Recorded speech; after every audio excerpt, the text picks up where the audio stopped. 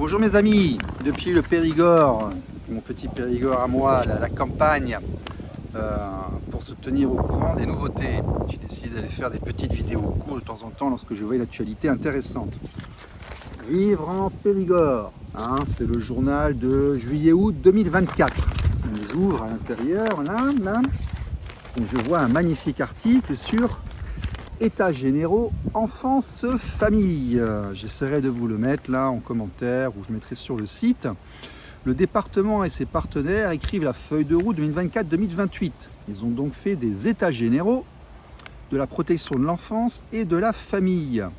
Et là, on apprend quand même que le département consacre 85 millions d'euros par an à l'aide à l'enfance. Ça veut dire les placements, les AEMO, la protection de l'enfance. Donc ils sont à plus 40% sur 4 ans. Moi je vous avais parlé un petit peu de la juge des enfants de Périgueux qui d'ailleurs a été démise de ses fonctions il y a un an et qui avait explosé les statistiques au niveau national. 85 millions d'euros. 85 millions d'euros pour... alors à ce jour, 1755 enfants sont placés en Dordogne. Je ne sais pas d'où viennent leurs chiffres. Encore une fois, ils n'ont pas fait leur transition numérique et je pense qu'ils sont vraiment sous-estimés. En tout cas, on n'a pas le nombre d'enfants qui sont suivis par les AEMO. On n'a pas le nombre d'interventions. Il faut savoir que la Dordogne est un département qui est quand même très peu peuplé par rapport à d'autres départements français. 85 millions. Il y a 100 départements. Ouais, quand on dit qu'on est à 9 milliards d'euros par an, passons. Donc, quand on dit que c'est améliorable, oui, oui, tout à fait. Alors, question centrale, comment repenser l'accompagnement des familles et des enfants en prévention et en protection? Écoutez, c'est simple.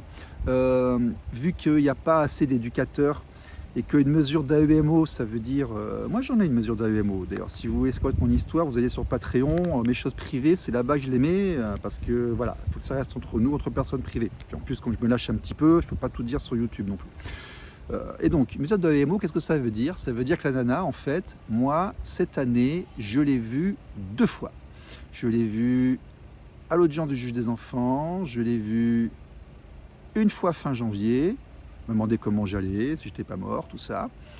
Et je l'ai eu au téléphone lorsqu'elle m'a averti que ma fille changeait d'école parce que sa mère voulait plus payer l'école privée. C'est tout.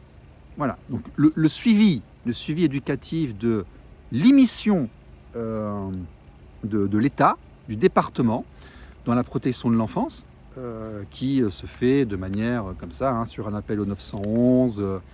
Une institut qui n'est pas contente, une infirmière à l'hôpital qui dit le monsieur il s'est un peu énervé, tout ça. Derrière, en fait, il y a ça, il y a 85 millions d'euros. Et alors par contre, il y a des gens qui mangent. Là, c'est clair qu'il y a des gens qui mangent. Mais ça, on va en reparler. Et je pense que l'année prochaine, en émission de radio, on va monter un petit peu en intensité.